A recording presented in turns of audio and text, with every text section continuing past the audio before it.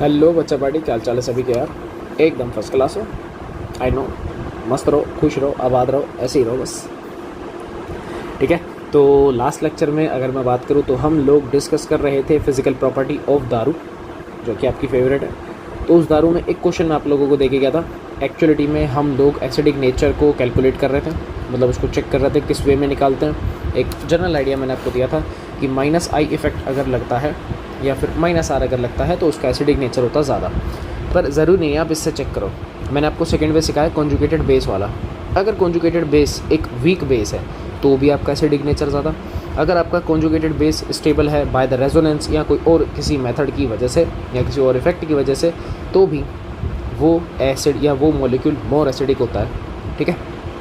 और एक cross question जो हमारे पास आया था कि वाटर में CH3 ग्रुप नहीं था, बट स्टिल फिर भी मैथेनॉल एक स्ट्रॉन्ग एसिड था एज़ कम्पेयर टू वाटर, पानी के रेस्पेक्ट में। तो उसका लॉजिक आपको पता है कि जो कॉन्जुगेटेड बेस होता है वो होता है किसका पानी का जो हाइड्रोक्साइड है ना, वो स्ट्रॉन्ग बेस है। इसी वजह से वो लेस एसिडिक बिहेव करता है। तभी तो भैया सारे दिन अपन पानी पीते हैं। अगर मान लो मोर एसिडिक होता तो अब तक तो निकल लिए होते। तो ये चीज़ें हैं। एक क्वेश्चन मैंने आपको लोगों को घर के लिए दिया था, आपकी स्क्रीन पे दिख भी रहा है कि alcohols are less acidic than pani, लेकिन इसमें कंडीशन है एक्सेप्ट मैथेनॉल। मैथेनॉल तो ज़्यादा है लेकिन बाकी के सारे लेस एसिडिक है। आई होप सो करके भी आए हो। कमेंट में लिख भी दो अगर करके आए हो तो यार, बता दोगे तो थोड़ा सा आइडिया मिल जाएगा।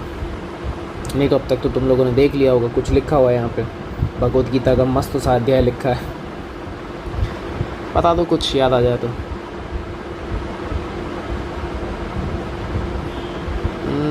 ठीक है। अब तुम कह तो रहे हो कि साहब कर तो लिया, क्या कर लिया तो पूछूंगा, उससे बेटर है कि लिखा हुआ है वही देख लो यार। देखो क्या कह रहा है कि जो मेजॉरिटी ऑफ दी दारू है वो सारे के सारे वीक एसिडिक है, मतलब वीक एसिड्स हैं एज़ कम्पेयर टू पानी। तो सबसे स्ट्रॉन्ग हुआ मैथेनॉल, फिर पानी, उसके बाद में सारे दारू। ठीक है। रीज़न क्या लिखा हुआ है, कह रहा है रीज़न क्या है, because the OH group in alcohol. जैसे मैं लिख देता हूँ यहाँ पे एग्जांपल है, मान लो ROH। ठीक है। तो ये कह रहा है कि OH ग्रुप जो दारू का ये लेस पोलर होता है, रीज़न क्या दिया इसने कि लेस पोलर क्यों है। लेस पोलैरिटी का मीन्स होता है कि इसके ऊपर जितना चार्ज आना चाहिए था उतना नहीं आ रहा है। मान लो ऑक्सीजन पे 10 माइनस का चार्ज आना चाहिए था। मैं जनरल एग्जांपल ले रहा हूँ। मान लो उसको 10 रुपये मिलने थे कहीं से, पर उसको मिले 5 ही, 6, 7 इस तरीके से मिले, तो 10 के रेस्पेक्ट में तो कम है ना। तो वही कह रहा है लेस पोलर है, पर क्यों है। कह रहा है than the OH group in water, एक होता है पानी ये रहा। अब अगर मैं इसको ब्रेक कर दूँ तो थोड़ा सा मैं ऐसे दिखाऊंगा HOH। कह रहा है कि यहाँ जो वाटर का जो OH है वो मोर पोलैरिटी में है, लेकिन दारू का जो OH है वो लेस पोलैरिटी में क्यों है। कह रहा है due to +R effect of R। ये जो आपको R ग्रुप दिख रहा है, कह रहा है इसकी वजह से हो रहा है सारा काम। इसने क्या कर दिया भाई, कह रहा है decrease the polarity of OH bond. OH bond की पोलैरिटी को क्या कर देता है, डिक्रीज कर देता है। पर क्यों सिंपल सा लॉजिक है। O और H में हमको क्या चाहिए, हमें चाहिए कि भैया हाइड्रोजन रिलीज़ हो जाए। खुद सोचो एक बार, हाइड्रोजन रिलीज़ कब होगा, खुद सोचो ना। ऑक्सीजन हाइड्रोजन को रिलीज़ कब करेगा, जब ऑक्सीजन को इलेक्ट्रॉन्स की नीड होगी, सिंपल। लेकिन R कह रहा है कि भैया मैं तो +I इफेक्ट लगा के तेरे को बहुत सारा पॉजिटिव चार्ज दे ही रहा हूँ। पॉजिटिव बोले तो पॉजिटिव चार्ज नहीं, मतलब मैं तेरे को इलेक्ट्रॉन्स तो बहुत सारे दे रहा हूँ। ऑक्सीजन कह रहा है यार बिना मांगे पैसा मिल रहा है तो मैं हाइड्रोजन को क्यों बिगाड़ूँ। सिंपल सा लॉजिक है। ऑक्सीजन कह रहा है कि जब मुझे हाइड्रोजन को निकालना होगा मैं निकाल दूंगा, लेकिन मुझे निकालने की नीड तो तब आएगी ना जब मुझे R से पैसा नहीं मिलेगा। R कह रहा है कि भैया मैं +I इफेक्ट लगाता हूँ, जितना पेमेंट चाहिए ले ले, सारी इलेक्ट्रॉन डेंसिटी हम तेरे को दे देंगे। तो ऑक्सीजन के पास इलेक्ट्रॉन डेंसिटी क्या हो गई, पहले के रेस्पेक्ट में ज़्यादा, जिसकी वजह से O और H का बॉन्ड टूटेगा ही नहीं, हाइड्रोजन को निकालेगा ही नहीं वो, क्योंकि हाइड्रोजन को निकालने की नीड तब पड़ती है जब ऑक्सीजन को खुद को इलेक्ट्रॉन्स की नीड हो। सिंपल सा। ऐसे अगर तुम वाटर में देखोगे तो O और H के बीच में वापस से नोटिस करो तो ऑक्सीजन हाइड्रोजन को कह रहा है भाई मैं तेरे को बाहर निकाल सकता हूँ, पर क्यों, क्योंकि ऑक्सीजन को इस बैक साइड वाले हाइड्रोजन से पैसा तो मिल ही नहीं रहा। पैसा ना मिलने का रीज़न क्या, हाइड्रोजन कभी +I इफेक्ट लगाता है भाई, नहीं है, 0 के बराबर है। इसका मतलब कि ऑक्सीजन को अगर पेमेंट की नीड है तो वो किसको रिलीज़ करेगा, हाइड्रोजन को। सिंपल सी बात है। और जितना जल्दी हाइड्रोजन रिलीज़ होता है हम उतना जल्दी बोल देते हैं कि भैया वो मोर एसिडिक है। ये वाला लॉजिक था यहाँ पर, ये सिंपल सा एक्सप्लेन करना चाह रहा था। ठीक है, और तो कुछ था ही नहीं इसमें काम का। ठीक, तो ये था तुम्हारा केमिकल प्रॉपर्टी जो कि हो गया है ख़त्म। अब हम नई हेडिंग स्टार्ट करने वाले, that is chemical properties. Chemical property upon start करेंगे, ठीक है भाई। केमिकल प्रॉपर्टी अपन स्टार्ट करने वाले हैं, करें? हाँ ना यार, क्या गूंगे इंसान हो, कुछ तो बोल दो भाई, कुछ तो बोल दो। मैं अभी लिख देता हूँ अपने, कमेंट करो यार। सबसे पहले रिएक्शन ऑफ मेटल, ऑफ कहाँ से आ गया, रिएक्शन विद मेटल्स, ये लो। हाँ अब हुई बात, शाबाश, बढ़िया। अब सुनो, रिएक्शन विद मेटल करवानी किसकी है? आप कहोगे सब दारू की। ROH, इसकी रिएक्शन किससे करवानी है? सोडियम से। मेटल यही है। अब मेटल्स के केस में मैं बताता हूँ, सोडियम से करवा लो, मैग्नीशियम से करवा लो, पोटेशियम से करवा लो, एल्यूमिनियम से करवा लो। ये एक्टिव मेटल्स होते हैं जो रिएक्शन करने के लिए रेडी हैं हर टाइम। अब सुनो, आपने पढ़ा होगा कि ये एक एसिड है, ये एक सॉल्ट कह रहा हूँ, ये एक मेटल है। आपने बचपन में एक चीज़ पढ़ी होगी कि अगर एसिड की कभी हम मेटल से रिएक्शन करवाते हो तो हाइड्रोजन गैस रिलीज़ होती है। क्या रिलीज़ होती है बेटा? H2 गैस रिलीज़ होती है। H2 गैस क्या होती है? रिलीज़। और साथ में क्या बनता है? सॉल्ट बनता है। साथ में क्या बनता है? सॉल्ट। यही है। अब सुनना ध्यान से, सोडियम कह रहा है काम करता हूँ मैं, यहाँ आ जाऊँ तो यहाँ से निकल जा, यही तो बात होगी। क्या बनेगा? सॉल्ट, RO-Na+ बन गया सॉल्ट। और क्या रिलीज़ होगी भैया? यहाँ पे हाफ H2 रिलीज़ होगी। हाफ H2 क्या होगी? रिलीज़। बैलेंस करना है तो भाई 2 से मल्टी कर दो और कुछ नहीं करना। मैंने बिना बैलेंस के लिख दिया। मैं सिर्फ इतना सा समझाना चाह रहा हूँ कि अगर कभी भी एसिड की रिएक्शन किसी मेटल से आपको करवानी है, सॉल्ट बनेगा और साथ में कौन सी गैस रिलीज होगी? Hydrogen gas. याद होगा 10th में एक्सपेरिमेंट करते थे पोप साउंड वाला, याद आ रहा होगा? तुस तुस तुस तुस याद आ रहा है? तुस तुस, ऐसा तुस तुस तो याद आएगा, तुस तुस। चलो एक एग्जांपल समझते हैं। CH3OH पक्का दारू, मेथेनॉल प्लस दारू की रिएक्शन किससे? मान लो सोडियम से करवानी है। क्या करोगे? मैं बैलेंस भी कर लेता हूँ, ये लो। अब बताओ क्या करना है? अरे ये लो, तुम भी कुछ रहो, एक्टिव मेटल है, क्या करें? सर बहुत ईजी, एक काम करो ना, यहाँ से इसको निकाल दो, इसको लगा लो, क्या बनेगा?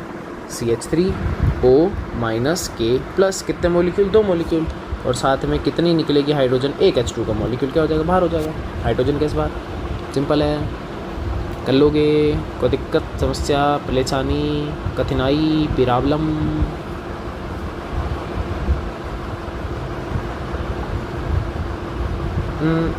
विलियमसन ही था बेटा ये तो। हाँ ये वाली विलियमसन ही था। अरे आएगी टेंशन मतलब। अरे आराम, रिलैक्स। हाँ बिल्कुल, इसी में टेंशन मत लो यार। टेंशन बहुत जल्दी ले लेते हो तुम लोग यार। बैठा भाई, तुम्हारा टेंशन क्या को लेना। अच्छा एक चीज़ और, ये तो हो गया रिएक्शन विद मेटल्स, ठीक है। अच्छा जी, एक एग्जांपल मैं तुम्हें दे देता हूँ। मान लो सेम सिनेरियो, CH3 CH2OH, इस अंकल की मैं रिएक्शन करवा रहा हूँ NaH, सोडियम हाइड्राइड। अगर इसमें भी नोटिस करोगे ना Na+ की फॉर्म में, मतलब यहाँ पे भी मेटल है। क्या है यहाँ पर? मेटल है। करें रिएक्शन, देखो साफ साफ दिख रहा है सर। एक H, कौन सी गैस? यहाँ तो प्रॉपर हाइड्रोजन निकल गई, प्लस क्या बनेगा? CH3 CH2O-Na+, ये भी सॉल्ट है। कौन सी गैस निकल गई? हाइड्रोजन। अब ऐसे बहुत सारी रिएक्शन है, सादा मेटल से करवाओ, NH से करवाओ, ठीक है। और इसी तरीके से बात करूँ तो Na2CO3 NaHCO3, बहुत सारे आदमी हैं यार, किसी से भी करवा सकते हो। NaNH2 ले आओ। करवाने की रिएक्शंस तो बहुत सारी हैं, बस आपके पास एक एक्टिव मेटल होना चाहिए, और कुछ भी नहीं। मेटल आपके पास अवेलेबल होना चाहिए, वो है तो सारा काम हो जाएगा। आपको सिंपल याद रखना है, एसिड की reaction with metal, release from, मतलब रिलीज कौन सी गैस होगी? हाइड्रोजन। पोप साउंड आता है, ठीक है। ये एक्सपेरिमेंटल है हमारे पास, तो किए हुए हैं, ठीक है। नेक्स्ट जो दूसरी आती है वो आती है एस्टरिफिकेशन। मतलब एस्टर का फॉर्मेशन, नाम से दिख रहा है एस्टर बनाएंगे। क्या बनाएंगे बेटा? एस्टर बनाएंगे, एस्टर। क्या बनाएंगे? एस्टर बनाएंगे, एस्टर। क्या करें? सिंपल 2 फॉर्मेशन आपको सिखाऊंगा मैं। एक तो जब दारू वाला काम चल रहा है तो दारू तो होगी तो कन्फर्म है। एक तो मिलेगा ये दारू, दूसरा CH3C+O और यहाँ पे आ जाएगा OH, मतलब कार्बोक्सिलिक एसिड, ये नाम है। ये तो हो गया बेटा एथेनोइक एसिड, ठीक है। और यहाँ बेटा आपको क्या मिलेगा? मैथेनॉल। इसका मतलब मुझे रिएक्शन किसकी करवानी है? एक तो मैथेनॉल अंकल की, और एक है एसिड। दारू की रिएक्शन एसिड से करवानी। क्या करोगे? अरे ये लो सर, बहुत इजी। ए टक, किसकी प्रेजेंस में कंसंट्रिक H2SO4। अब मैंने यही क्यों लिया है, क्योंकि बेटा ये जो होता है ये होता है डिहाइड्रेटिंग एजेंट। कौन होता है ये? Dehydrating agent. अब तुम कहोगे सर क्या यही ले सकते हैं क्या? नहीं भाई, और भी ऑप्शन है। आप H3PO4 को भी उठा लो, H+ डायरेक्ट टेल कर लो, वो भी चल जाएगा। इवन P2O5 वो भी डिहाइड्रेटिंग एजेंट है। बस मैकेनिज्म्स के फ़र्क होता है। असल ऐसा उतना सा फ़र्क होता है, और कोई फ़र्क ही नहीं। ये डिहाइड्रेटिंग एजेंट है, मतलब जो वाटर का मॉलिक्यूल बाहर निकालता है। करोगे क्या? पानी गया, क्या बचेगा? अरे सर बहुत इजी, CH3O। अब देखना, ये जो ऑक्सीजन है ये इस O से कनेक्टेड होगा, मतलब कार्बन से, तो CO, और यहाँ पे क्या जाएगा? CH3। ये बेटा एस्टर है। क्या नाम है ये? एस्टर। कैसे पता लगा? देखो सर, RCOO, और ये भी R। आपने सिखाया था सर जर्नल स्ट्रक्चर, बस थोड़ा सा रिवर्स है, उल्टा करके लिखा हुआ है। सीधा करोगे तो RCOOR, एस्टर का फॉर्मेशन। बात समझ में आ गई? क्या बना दिया? एस्टर। नाम बताएगा कोई? नाम इसका नाम होता है मिथाइल एथेनोएट। ये लो, मैंने लिख दिया, टेंशन मत, मैंने लिख दिया। ऐसे सवाल आ जाएँ, कर लोगे। कुल मिला के एस्टर बनाने के लिए क्या चाहिए? दारू प्लस एसिड, किसकी प्रेजेंस? Concentric H2SO4। क्यों? क्योंकि वो एक डिहाइड्रेटिंग एजेंट है, पानी निकालेगा और बन जाएगा हमारा एस्टर। हैप्पी हैप्पी हो गए, हैप्पी हैप्पा हैप्पा हैप्पा। हाँ, हैप्पी हैप्पा एक ही बात है यार।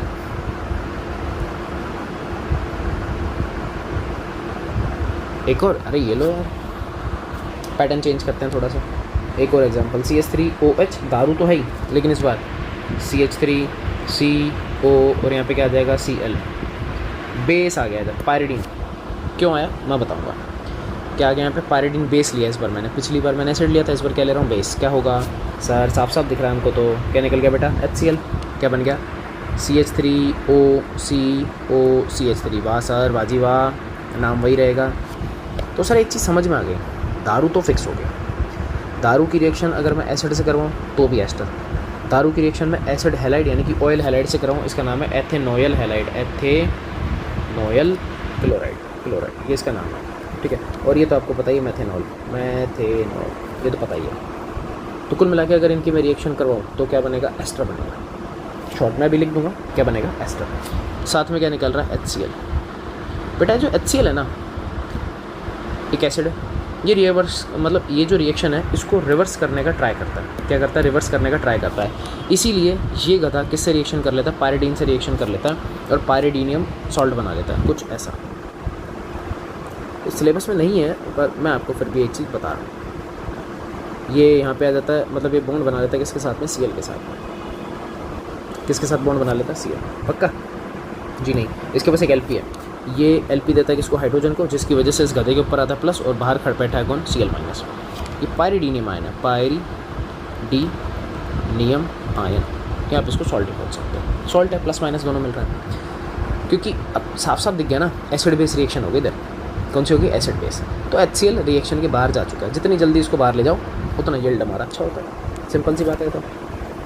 तो एक अगर मैं शॉर्ट एंड स्वीट में लिखना चाहूँ, क्या लिखना है? अगर मुझे शॉर्ट में लिखना है, मुझे सीधी सीधी ट्रिक याद करने की नहीं सर, मुझे शॉर्ट में लिखना है। मुझे क्या लिखना है? शॉर्ट में करना। तो शॉर्ट में सीधा सीधा आपको याद रखना है बेटा, अगर आप लोग अल्कोहल की रिएक्शन किससे करवाना चाहते हो? Carboxylic acid. कार्बोक्सिलिक एसिड क्या बनाओगे आप? एस्टर।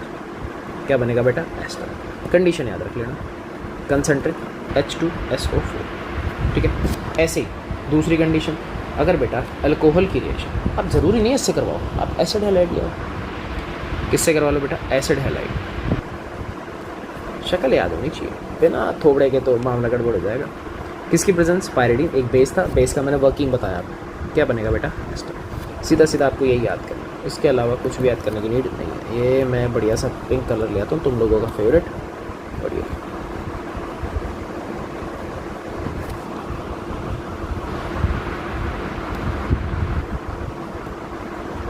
खुश, हैप्पी हो गया काम? ऐसा बात समझ गए? शॉर्ट, सीधा, डायरेक्ट।